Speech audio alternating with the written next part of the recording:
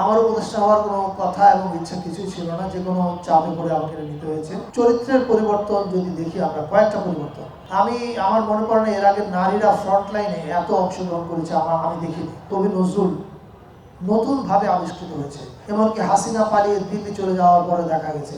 একটা কবিতা তো আমার মাথায় গেঁথেই আছে এখনো, মা ঘরে পুতের খোঁজে মর্গ থেকে মর্গতে। আপনারা জানেন যে আজকে আমাদের এই জাতীয় কবিতা উৎসব উদ্বোধন করেছেন শহীদ আবু সাঈদের মা। এই উদ্বোধক নির্বাচনটাই বলে দেয় যে আমরা কোন বাংলাদেশে আছি এবং কোন পথে হাঁটছি। শহীদ আবু সাঈদের মাকে এখানে উদ্বোধক হিসেবে আনার জন্য আমি জাতীয় কবিতা পরিষদকে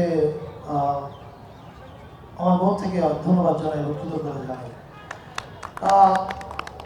প্রথমে আমি জুলাই নিয়ে কয়েকটা কথা বলতে চাই। আজকে যে আপনারা সবাই জানেন যে আমার কাজ ছবি বানানো, আমি বাই চান্স উপদেষ্টা, I think by accident I would say. আমার উপদেষ্টা হওয়ার কোনো কথা এবং ইচ্ছা কিছুই ছিল না, যে কোনো চাপে পড়ে আমাকে নিতে হয়েছে।